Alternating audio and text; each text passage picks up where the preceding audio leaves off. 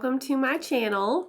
Today I'm going to be sharing with you all the details for what I am doing to prepare for my biggest market of the year. I want to start off my video with a slight disclaimer. The things that I am planning to prepare for my market are specific to my personal target customer. One of the questions that I see a lot in other crochet groups is, what are your best sellers at markets? And I always sort of cringe at this question because it's not so much the items that you make that makes your vendor market successful.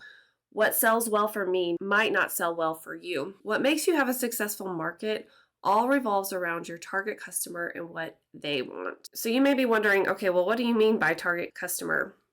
So I'm going to very quickly tell you about who my target customer is and why I use this specific strategy when I'm preparing for my markets. Because to me, this is the biggest reason that I make thousands at my markets. My target customer is female. She's between the ages of 35 and 55. She has older children who are grown and moved out, so she has more time for herself because she's an empty nester. She has more money to spend because her kids are grown. She's fashionable, she's trendy, she enjoys coffee shops like Starbucks, she loves shopping at Target, and she loves to watch home remodeling shows like Fixer Upper. She loves dressing nice, but she's past the stage where she wants to show off her body. She's had some kids, so she's not super comfortable showing off her skin anymore, but she still likes to look really presentable. She doesn't have grandkids yet, or if she does, she's a glamma. You know, she's resisting the moniker of grandmother because it makes her sound old, and she's just not old yet. So hopefully you can picture my target customer. I know I can close my eyes and I can see my target customer when I think about these things because we all know somebody that fits into that category. And so I want to attract this specific person to my booth. So I make specific things that will appeal to her in the colors that she is most likely going to be drawn to, in the style that she is most likely wearing or decorating her home in right now. So when I'm sharing what I plan to make, I am thinking about these things. I am thinking about this person. When I chose my color palette, I chose it with this customer in mind.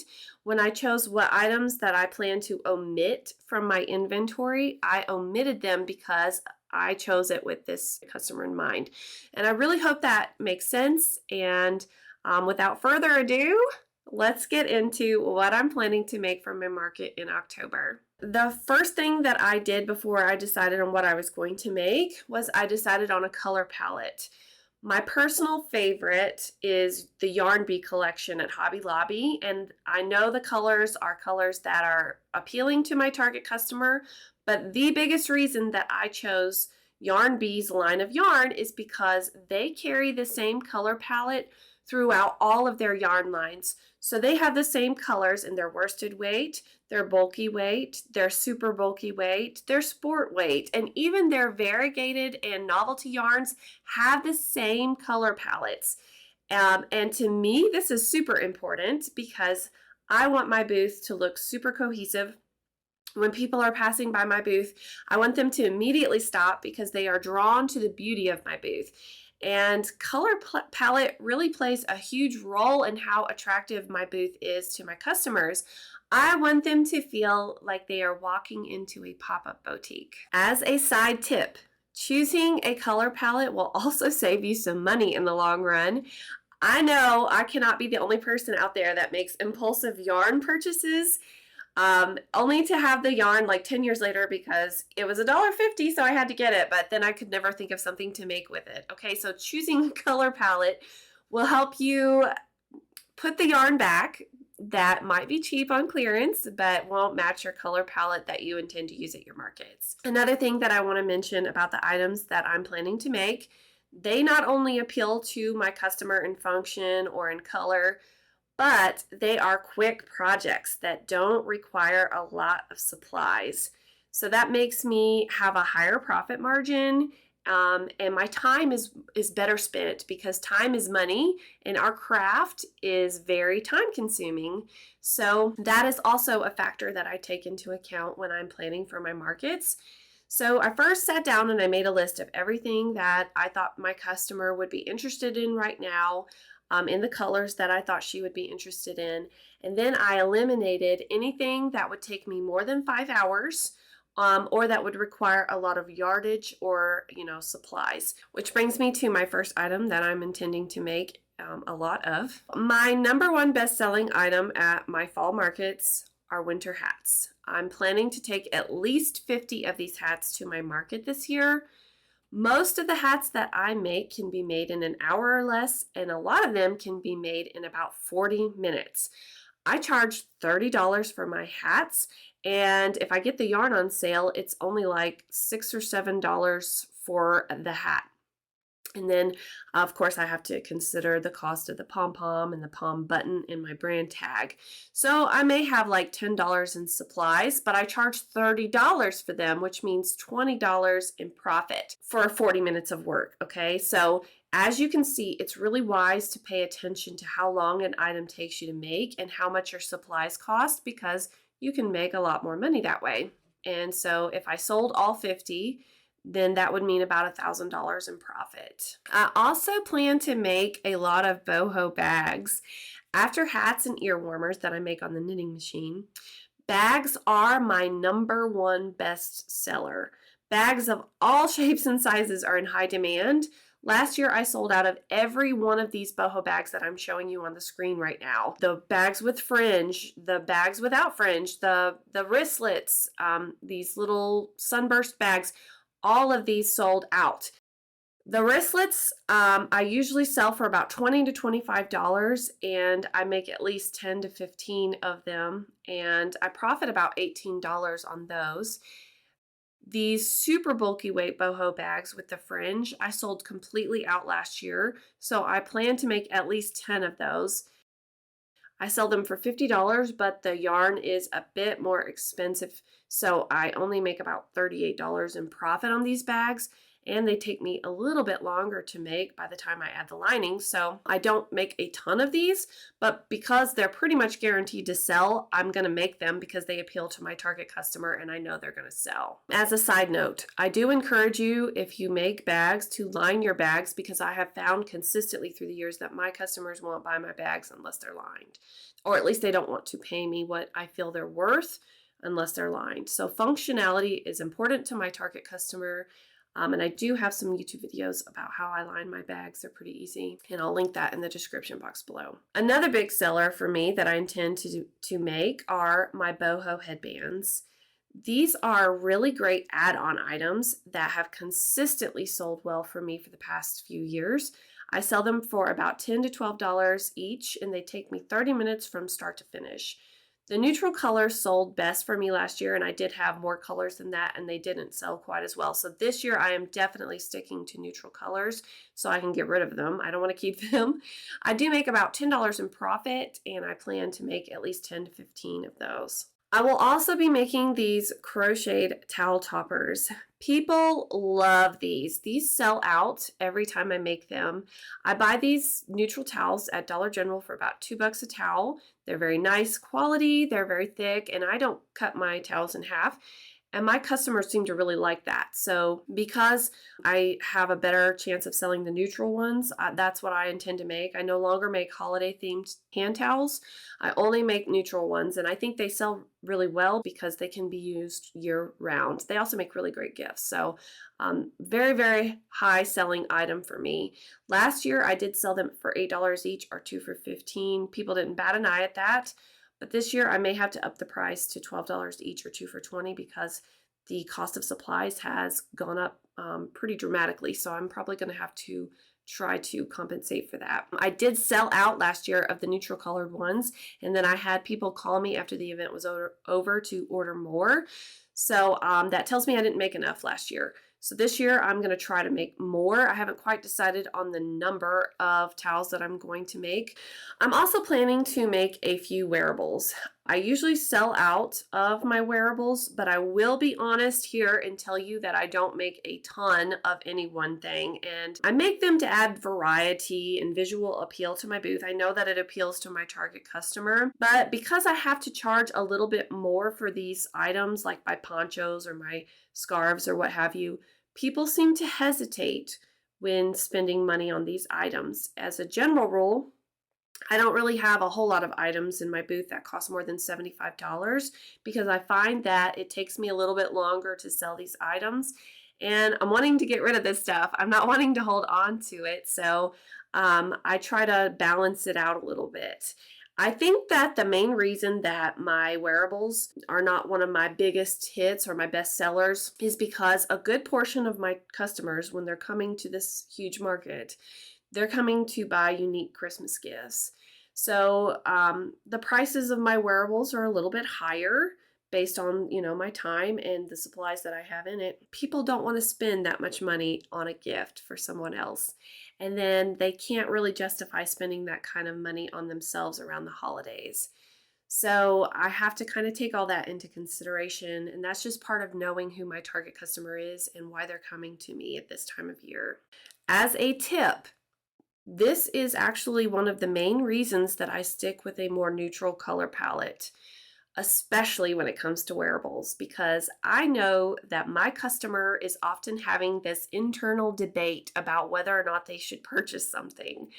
And I know that if they can justify their purchase, they're more likely to buy it. So if they can wear it with like multiple coats or multiple outfits, they are more likely to purchase it because they're going to convince themselves this will be a good purchase because I can wear it with a lot of different things. And I know a lot of crocheters out there really reject the idea of making things in what they consider boring colors.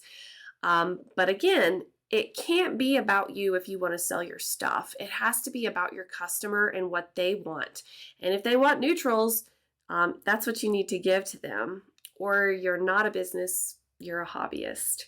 And I will admit that I got bored with my neutral color palette last year, and I added a bunch of color to my booth, and my customers let me know that they were not a fan. I noticed that I had a decrease in sales a little bit, and I noticed that people that usually bought from me weren't buying from me. So guess what? This year, I'm going back to neutrals because it isn't about me, it's about them. And if that's what my target customer wants, that's what I'm going to give them. Also, I want to throw this in here. I will be making what I consider showstoppers. These are items that I don't make a ton of, okay? I'm not going to be making 20 of these things because they cost me more in supplies or they take me a little bit longer to make. However, I make these items because I know that it is going to stop my customer in her tracks. She's going to pump her brakes and she's going to come into my booth. And she may not buy that item because that item's a little bit more, but she is going to come into my booth and buy something else because that got her attention. I have this bag that I make. It's called the Desert Willow Bag. I will link it in the description box. I charge about $65 for this bag on average. It's not my top selling item because it's a little bit higher price of a bag, right? But it has never failed to draw my customer into my booth. I put it right on the front of my booth, and until it sells, it causes so many people to come into my booth without fail. So I don't make a lot of this item because I'm not going to sell a bunch, but I do it because I know it's a good strategy to bring my customer into my booth. I also have this lampshade that I make. It takes me a while to make this lampshade, but the last time that I put it in my booth, I had so many people that came into my booth that talked about this lampshade. They just absolutely loved it. And it was a little bit more expensive, but it sold before the end of the day because people went wild over it. So if I have time, I will be making at least one of these lampshades just to draw people into my booth. As a tip, if you have something that you can make, it could just be one item. So say you're a plushie maker. You can make this really huge or a very intricate plushie and put it right in the front of your booth or right at eye level so that when your customer's walking by, they're like, whoa, that's amazing.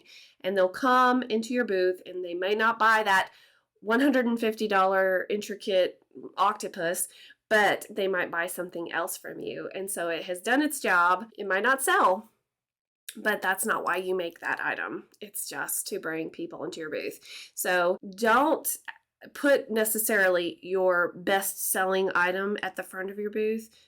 Put what's the most eye-catching item at the front of your booth, and I promise you it will cause people to come into your booth every single time. Also planning to add some smaller add-on items. I just haven't quite decided what I want to take. These are usually in the form of like smaller wallets or towel rings, things that I can sell for like $5. Last year I sold out of these earbud tech cases that I had, and people were like coming back to my booth and asking for more, and I had already sold out. So if I have time, I will definitely be making some of those. I also sold out of my cup cozies last year, so I'll be making more of those if I can find some cheap cups to go with them. My Dollar General quit selling the cups, but I feel that personally for my booth, they sell better with the cup. So that will determine if I make them or not. And I do sell them for about $8 each. It doesn't hardly take me no time to make them. The cost of supplies are really low, and they sell really well for me. So that I probably, if I can find more cups, I probably will be adding those. Before I wrap this video up, I want to touch on something. I see the question get asked a lot. How do you know how much inventory to take? So I know that there's going to be 10,000 people at least at this event. And I know that these people come to shop. And historically speaking, I have always sold at least 2/3 of my entire inventory that I take. So this year, for example, my goal is to make at least $4,000.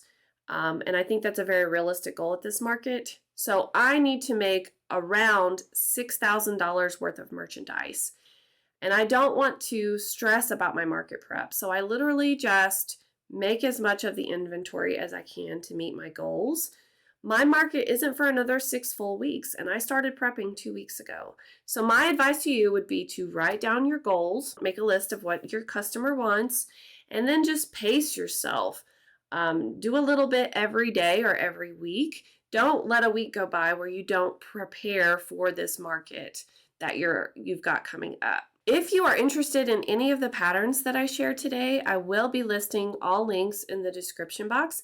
Many of these patterns are completely free on my blog or my YouTube channel, and many patterns are part of my Vendor Market Toolkit. I have a pattern collection of 10 of my best-selling fall and winter patterns and 10 of my best-selling spring and summer patterns, and that is included in this digital toolkit. It's in a magazine type ebook. And then not only do I give you these patterns, I also give you a lot more advice about preparing for your markets, choosing your target customer. I give you 2 digital pricing calculators, inventory tracker sheets, a market day checklist, color palette inspiration, and more things like this that I've just gleaned from doing markets for over 13 years now. If this sounds like something that you would be interested in, you can find the link in the description box.